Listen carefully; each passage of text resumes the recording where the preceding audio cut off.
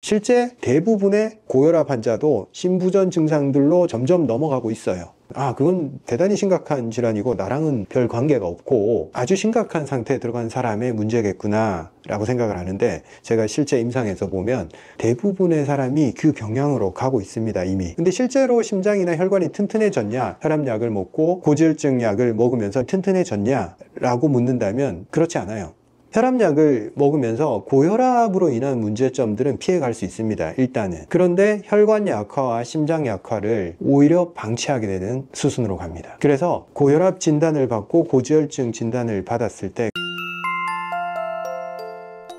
안녕하십니까, 이승호 원장입니다. 제가 심장을 중요하게 생각합니다. 항상 심장 하나만 튼튼하면 모든 문제가 없어진다 이렇게 생각을 하고 있어요. 그리고 실제적으로 환자들을 보면서도 그 부분을 늘 느끼고 있고, 심장이 최종적으로 약해졌을 때, 심장의 펌프 능력이 떨어졌을 때, 심장이 제대로 혈액을 펌핑하지 못하면, 펌프가 제대로 작동하지 못했을 때 흘러야 될 물이 어딘가에 고여 있고 이송이 안 되겠죠. 마찬가지예요. 심장이 제대로 작동을 하지 않았을 때 최종적으로 곤란을 겪는 것은 어딘가에 혈액이 흐르지 못하고 고이는 현상, 울혈, 그 단계에 갔을 때 심장이 심각한 단계에 들어갔다고 볼 수 있습니다. 울혈까지 발생한 단계를 심부전이라고 해요. 심장이 제대로 작동하지 않는다, 펌프의 기능을 하지 못해서 피가 고인다, 여기까지 도달한 거죠. 심부전은 그렇게 예후가 좋지 않아요. 5년 생존율이 남성 같은 경우에 35%, 여성 같은 경우에 50%, 굉장히 낮은 편이죠. 의학이 이렇게 발달했는데 생각보다 생존율이 낮단 말이에요. 그럼 이렇게 생각하겠죠, 대부분.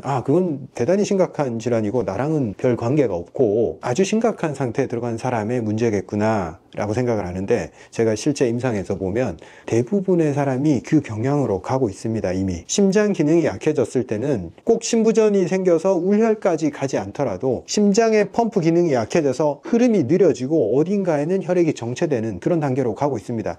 딱 심부전이라고 구분지어서 검사해서 울혈을 확인하고 그런 단계가 됐을 때는 이미 몸에서 증상이 많이 나타났을 때고, 실제 대부분의 고혈압 환자도 심부전 증상들로 점점 넘어가고 있어요. 그래서 정말 심각한 증상들이 발현이 됐을 때 그때 진단 받으니까 당연히 생존율이 낮은 거죠. 그럼 우리는 심부전 진단을 받지 않았으니까, 그리고 고혈압 약을 먹고 있고 혈압이 조절되고 있으니까 심장 문제 없겠지 이렇게 생각하면서 그냥 냅둬도 되냐? 혈압약을 먹고 있는 모든 분들은 관리를 해야 되고, 혈압약을 먹고 있지 않더라도 약한 상태의 부종, 혈액순환 장애, 소화기능 저하, 인지기능 저하, 그리고 폐에 혈액이 충분히 공급되지 않아서 숨이 차는 증상들, 이 모든 게 심장 기능이 떨어지면서 혈액의 흐름이 느려져서 생기는 겁니다. 거의 전신적으로 나타나요. 생각도 제대로 안 되고 기억도 제대로 안 되고 피부도 건조해지고, 이게 무엇 때문에 이런 현상이 생길까요? 당연히 충분히 공급돼야 될 산소, 영양소, 수분이 그 세포까지 전달이 되지 않기 때문에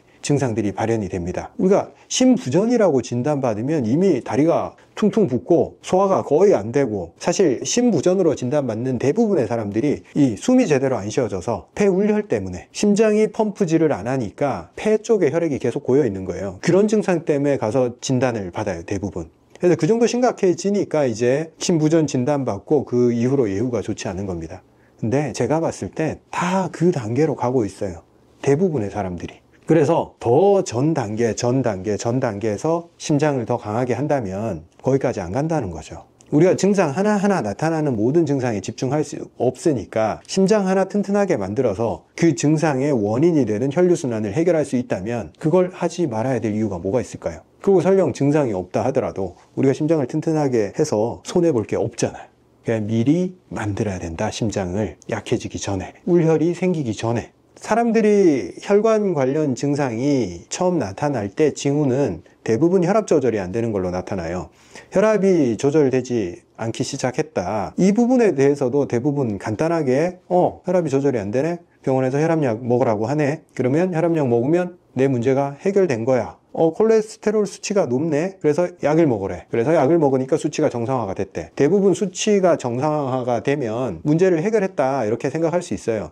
물론 큰 문제를 해결하기는 했어요. 만약에 높은 혈압 상태로 계속 유지가 되거나 콜레스테롤이 높은 상태로 지속이 됐을 때, 혈관이 막히거나 혈관이 파열됐을 때 심각한 문제를 초래하긴 해요. 사실상 지금 사람들의 어떤 수명이 늘어나고 심각한 뇌출혈이나 뇌졸중 이런 빈도가 낮아지고 생존율이 높아진 데는 혈압약이나 고지혈증 약이나 이런 게 기여한 바가 큽니다. 사실 원래 같으면 심각한 문제에 들어가거나 사망에 이르를 만한 그런 상황을 혈압약을 통해서 압력을 조절하면서 큰 문제가 발생하지 않게 막아준 부분이 있죠. 근데 좀 오래 살게 되니까 결국 신부전으로 진단받는 분들의 빈도는 늘어나고 그분들이 생존율이 개선이 되냐? 크게 개선되지 않아요. 그 울열이 나오고 신부전 상태에 들어가면 생존율이 그렇게 높지 않아요. 사람들이 오래 살게 됐지만 큰 문제를 미리 막음으로 인해서. 근데 실제로 심장이나 혈관이 튼튼해졌냐, 혈압약을 먹고 고지혈증 약을 먹으면서 튼튼해졌냐 라고 묻는다면 그렇지 않아요. 터지는 걸 막아주고 막히는 걸 녹여버리긴 했지만 실제 혈관과 심장이 튼튼해졌다라고 볼 수는 없습니다. 그래서 고혈압 진단을 받았을 때 내가 터지는 거나 막히는 건 혈압약을 통해서 막을 수 있지만 근본적으로 심장과 혈액이 약화되는 부분, 그 부분을 어떻게든 개선시키지 않으면 결국 서서히 심부전의 증상으로 흘러갈 것이다. 이걸 예상을 해야 됩니다. 고혈압 진단을 받았을 때도 그렇게 이르게 대처하는 게 아니에요. 실제 고혈압을 진단받은 순간 이미 심장과 혈관의 탄력성은 많이 떨어진 상태입니다. 그렇지만 그때 대응하고 심장과 혈관을 강화하면 분명히 늦지 않아요. 그럼 그 고혈압이 왜 발생했을까요? 일단 혈관의 탄력성이 줄어들어 있어요. 나이가 들면서 혈관벽에 부드러움이 많이 사라지면서 혈액이 들어오고 나갈 때 압력에 의해서 늘어났다가 줄어들었다가 탄력성이 높아야 되는데 혈액이 오든지 말든지 똑같은 거예요. 탄력이 없이. 그러니까 혈액 양이 갑자기 많이 밀려올 때 혈관이 확장되면서 그 압력을 견뎌야 되는데 그냥 그 압력이 그대로 유지가 되는 거예요. 이런 현상은 결국 혈관벽의 탄력이 떨어진 사람들한테 발생을 하는데 유전적으로 혈관벽 탄력성이 떨어진 사람이 존재하겠죠. 그래서 가족력이 존재하는 거고 고혈압에. 그리고 본인이 운동을 많이 안 해서 혈관벽의 수축 이완을 계속 반복해서 적응을 시켜 놓지 않았기 때문에 혈관벽의 탄력성이 살아오면서 별로 필요가 없었기 때문에 그 기능이 축소돼 버리고 뻣뻣해져 버리는 거예요. 원래 몰랑몰랑한 고무 호스처럼 생겨야 되는 그 혈관들이 딱딱한 플라스틱 호스처럼 바뀌니까 압력 자체에 대한 대응이 안 되는 겁니다. 그리고 가장 큰 원인 중에 하나가 혈관 안에 죽상경화라고 끈적끈적한 밥풀처럼 찐득찐득한 그 지방들, 그래서 죽과 같은 미끌미끌하고 끈적끈적한 물질들이 혈관벽에 이렇게 들러붙어 있다고 해서 죽상경화라고 그래요. 이런 게 생기면 당연히 혈관의 탄력이 떨어지고 혈관이 더 좁아지고 막히는 현상이 생기겠죠. 혈관의 탄력이 떨어졌을 때 어떤 일이 생기는지 한번 살펴봅시다. 혈관에서 가장 혈액과 맞닿아 있는 부위, 그 부분을 내피세포라고 합니다. 그 내피세포가 굉장히 연약해요, 사실은. 그런데 혈관의 탄력성이 줄어들고 그리고 혈중의 혈당이 높고 몸에 염증이 많아서 염증 관련 물질들이 계속 지나다니면서 혈관 내피세포를 손상을 시킵니다. 흡연 그리고 지방 섭취가 많아서 콜레스테롤 수치가 높아졌을 때 그런 것들이 혈액 내에 많이 떠돌아다니면서 내피세포들을 스크래치를 냅니다. 혈관벽이 스크래치가 나서 혈관벽 안으로 혈액 내에 이제 찌꺼기 같은 물질들, 콜레스테롤이나 LDL이나 염증 물질들이 그쪽으로 침범을 하면 그걸 이물질로 인식을 하고 그걸 고치기 위해서 대식세포들이 와서 면역 반응을 일으키고 그 면역 반응의 결과물로 두터운 거품층을 형성을 합니다. 죽상판이라고 하는 이 딱딱한 부분을 형성을 하면서 그게 점점 커지면서 혈관 안을 좁게 만들어 버립니다. 그리고 그 좁아진 부위에 칼슘들이 계속 침착을 하면서 점점 딱딱해져요. 최종적으로는 죽상경화가 일어나는 거죠. 딱딱한 혈관이 되어버리는 겁니다. 그래서 이 과정들 전체를 보면 우리가 고혈압으로 진단받았지만 실제적으로 안에서 일어나고 있는 일은 점점 심각해지고 있는 거예요. 혈압약을 먹었지만 이 흐름은 여전히 지속이 되고 있어요. 스크래치가 나고 염증이 생기고 그 부분이 결국 최종적으로 딱딱해지는 그런 형태로 가는 거. 혈압이 계속 있으니까 혈압약으로 낮춰서 얘들이 파열되지 않게 막아주기는 해요. 근데 이게 진행이 안 되냐? 그러면 그건 아니에요. 왜? 나는 여전히 담배를 피고 술을 먹고 고혈당 음식을 먹고 지방을 과도하게 섭취를 하고 운동은 안 하고 생활은 불규칙하고 카페인을 먹고 스트레스를 받기 때문에 그 모든 게 혈관 안에 스크래치를 유발하고 결국 최종적으로 혈관의 탄력을 떨어뜨리고 전체 혈액의 흐름을 느리게 만들어 버립니다. 그 혈관 전체에 혈액이 느려지는 그 현상은 최종적으로 또 심장에 부담을 줘요. 심장이 자기는 펌핑을 하는데 내보냈던 혈액도 어딘가에 가서 느려져 있고 빨아들여야 되는데 오지를 않아. 그러면 심장은 점점 과부하가 걸리고 지쳐버립니다. 나가버리게 돼요. 심장도 결국에는 비대해집니다. 일을 너무 많이 해서. 혈압약을 먹으면서 고혈압으로 인한 문제점들은 피해갈 수 있습니다. 일단은. 그런데 혈관 약화와 심장 약화를 오히려 방치하게 되는 수순으로 갑니다. 그래서 고혈압 진단을 받고 고지혈증 진단을 받았을 때 그 다음에 내가 해야 되는 행동이 무엇이냐, 여기에 집중하셔야 돼요. 이 약들을 먹어서 문제가 사라졌구나 라고 생각하면 큰 오산입니다. 어떻게든 내 혈관의 탄력성을 회복하고 내 혈관 건강도를 올려서 이 약들을 끊을 수 있게 돼야 됩니다. 콜레스테롤 약은 바로 끊을 수가 없어요. 왜냐하면 이 약을 먹고 있는 중에는 수치가 떨어지질 않아요. 근데 혈압은 계속 모니터링이 가능해요. 내가 어떤 행동을 했을 때 혈압이 안정화되는지, 그리고 지속적으로 모니터링 했을 때 점점 낮아진 상태를 계속 유지하고 있다면 조금씩 혈압약의 강도를 줄여갈 수 있습니다. 혈압약의 강도를 충분히 줄여나가고 난 다음에 그 다음에 콜레스테롤 약도 그때 조금씩 줄여볼 만합니다. 물론 이런 것들은 약을 처방받은 병원과 항상 상의를 해야 됩니다. 단순히 나 혈압약 먹기 싫어 라고 생각을 하면서 혈압약을 낮춰버린 상태에서 혈관 탄력성이 유지가 안 된다면 더 큰 문제를 만들 수 있기 때문에 그렇습니다. 내가 혈관의 건강을 위해서 어떤 행동을 해야 되는지에 집중을 하고, 그런 행동을 하고 나서 혈압이 낮아지는 것을 확인하면서 그 다음에 혈압약을 줄이길 원하고 요청하고 상담하면서 낮춰 나가는 거예요. 그리고 혈압이 있으니까 이제 나 혈압이 많이 올라가면 안 되니까 격한 운동은 좀 제한을 해야지 라고 생각하시는데, 혈압이 높고 혈압약을 복용하고 계시더라도 등산이나 계단 오르기 같은 운동은 오히려 도움이 되니까 조금 더 그 부분에 시간 투자를 더 하셔야 됩니다. 많은 분들이 그 경험을 하세요. 계단 오르기나 등산을 하면서 심장 박동수를 올리고 심박출량을 늘리고 몸에서 혈액을 많이 갖다 쓸 것 아니에요. 혈관 속에 있는 당을 많이 소비를 하고 혈관을 안에를 깨끗하게 만들고 혈액의 흐름 속도를 빨리 하니까 혈관 청소가 되고 지저분한 것들을 훨씬 더 소비를 해버려요. 운동을 갔다 오면 혈압이 더 낮아진다, 더 안정화된다, 이렇게 다들 얘기를 해요. 실제 자기 몸에 테스트를 해보고 아, 운동이 이런 효과가 있구나 라고 자꾸 느껴봐야 됩니다. 겁나서 운동을 안 하면 점점 더 혈관의 탄력성은 떨어지고 심박출량은 더 약해집니다. 오늘은 여기까지 혈압약을 처방받는 그 시점 전후에서 혈관의 상태가 어떻게 되고 있는지를 말씀드렸고, 여기서 더 진행이 돼서 심부전의 경향, 심부전까지 울열까지는 아니더라도 폐로 가는 혈류가 느려졌을 때, 그리고 우리가 정맥혈에서 심장이 충분히 혈액을 받아오지 않았을 때, 그리고 전신동맥으로 혈액을 충분히 밀어주지 않았을 때 어떤 문제가 생기는지 하나씩 제가 말씀을 드리도록 하겠습니다. 사실상 심부전이 아니더라도 그런 류의 증상들이 비슷하게 발생을 해요.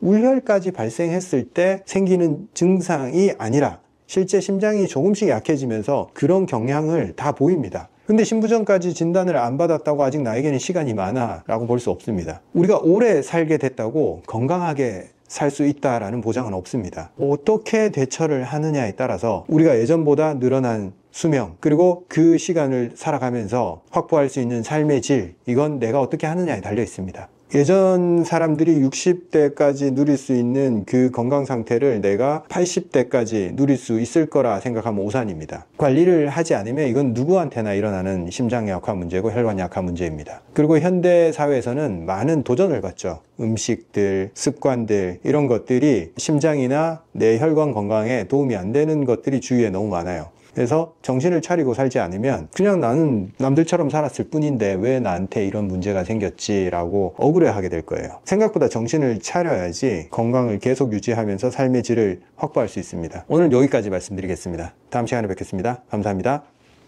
서초보감에서 관절 기능성 제품이 출시되었습니다. 이름은 관절관. 뭐에 중점을 뒀냐면, 제가 지금 출시하는 모든 제품이 그렇듯이 인공적이고 화학적인 재료를 넣지 않습니다. 제가 한의사이다 보니까 그런 것도 있지만 제가 위가 약하면서 관절도 약한 사람이에요. 그래서 조금 안 좋은 어떤 것들을 먹었을 때 제 위가 금방 티를 내요. 그래서 일반적인 타블렛 형태의 알약이라든지 그런 것들 제가 잘 못 먹어요. 먹으면 진짜 불편해요. 관절에 쓰는 약이나 제품들이 소염작용을 한다거나 자연유래 물질이 아닐 경우에 소화기에 바로 부담이 돼요, 보통. 그래서 소화기에 부담이 되지 않으면서 인체에 그대로 있는 물질이 뭘까 해서 선택한 물질이 N-아세틸 글루코사민입니다. 줄여서 NAG라고 하는데, 이게 우리 몸에 원래 있는 성분들이에요. 이게 어디에 들어있냐면 관절 연골, 그리고 윤활액, 그 관절과 관절 사이의 윤활액, 그리고 이 연골 사이에 있는 이 물질들, 그리고 피부 촉촉하게 하는 그 부분, 그리고 안구의 점막 부분, 그리고 대장의 점막에도 이 성분이 들어있어요. 촉촉하게 하는 그 부분의 구성 물질이라고 보면 됩니다. 우리 몸에 있는 것이랑 구조가 똑같아요. 그래서 넣어주면 쓰입니다. 이게 물질이 워낙 좀 부드러운 성향을 가지고 있고 단당류 아주 작은 형태의 우리 몸에 흡수하는데 부담을 주는 이 소화 과정이 어려운 그런 구조가 아니에요. 제가 왜 이 부분을 그렇게 신경을 쓰냐면 저도 그렇고 고령자들, 관절이 약한 분들, 그런 분들은 대부분 소화기도 다 약해져 있어요. 위 점막이든 장 점막이든 기능이 다 떨어져 있기 때문에 조금 뭔가 부담되는 걸 먹었을 때 소화기가 그런 성분들에 의해서 또 부담을 받게 됩니다. 이 NAG 성분으로 관절 기능성 인증을 받았고 나머지 성분들은 제가 경험적으로 많이 사용하는 구성으로 만들었습니다. 사실 제가 소화기가 약하고 무릎이 약하기 때문에 제가 먹기 위해서 레시피를 짰다고 보시면 돼요. 제가 한약 처방으로 무릎에 대해서 접근할 때도 마찬가지였어요. 뭔가 무리한 방법으로 접근하진 않아요. 소화에 부담이 안 되게 접근을 하면서 그런 원료 구성으로 되어 있습니다. 이거 어떤 분들이 드시면 좋냐? 첫째로 관절에 무릎 같은데 따각따각 소리가 나고 욱신거리고 통증이 있고 부드럽지 못하다. 운동 후에 관절이 부담이 된다. 이 제품이 저 역시도 필요로 했고 우리 구독자나 우리 환자분들도 원장님 관절 제품 좀 만들어 주세요. 계단 오르기 하고는 싶은데 관절이 너무 힘들어요. 조금 하고 나면 관절이 아파와요. 그 마음을 충분히 이해하고 있고 그런 니즈가 많다는 걸 알고 있습니다. 예전에 제가 출시를 예고 드렸는데 출시가 많이 늦어졌습니다. 그만큼 좋은 제품으로 만들기 위해서 제가 여러 가지로 신경을 많이 썼기 때문에 그렇습니다. 제품은 서초보감 쇼핑몰에서 구매 가능하시고 유튜브 밑에 뜨는 그 상품 소개 카테고리를 누르셔도 되고 댓글에도 안내를 드릴게요. 그리고 쿠팡, 네이버 여기서도 구매 가능하시니까 필요한 분들은 그렇게 이용하시면 되고 온라인 주문이 힘드신 분들 많은 거 알고 있습니다. 저희 고객센터로 전화를 통해서도 구매할 수 있게 열어드리는데 통화량이 많을 때는 주문이 좀 어려운 점이 있으니까 카톡으로 필요한 부분들을 이렇게 남겨주시면 저희가 오히려 더 빨리 대응 가능합니다. 그런 부분 전부 다 고정 댓글 첫 번째 댓글에 안내를 드릴 테니까 그 부분 참고하시면 되겠습니다. 일단 하루에 1개 드실 수 있게 설계해 놨는데 필요하신 분은 2개 정도 드셔도 상관이 없습니다. 그리고 저희 다른 제품들이랑 같이 드셔도 문제없고 지금 복용하고 계시는 처방받은 다른 약들과 같이 드셔도 전혀 문제가 없으니까 그런 부분 걱정하지 않으셔도 됩니다. 우리 모두 튼튼 카페 여러분들이 많이 가입해 주셔서 감사합니다. 게시글로만 말씀을 드렸는데 벌써 180명이 넘게 들어오셨더라고요. 제가 이 카페를 개설했던 목적은 하약을 타면서 말씀드렸듯이 어떤 운동을 지속할 수 있었던 게 운동을 열심히 하는 사람한테 내가 숟가락 얹어서 따라가기 위함도 있었고 그리고 내가 운동을 한 결과를 계속 올릴 때 사람들한테 어떤 이미지를 심어주기 때문에 나는 이런 사람이야 라는 정체성이 만들어지고 사람들이 그렇게 인식을 하기 시작하면 나는 점점 더 그런 행동을 하게 됩니다. 그래서 나 자신을 바꾸는 데 있어서 나 혼자 하는 것보다 사람들한테 알리는 게 되게 중요해요. 그리고 어떤 사람이 되어버리면 돼요.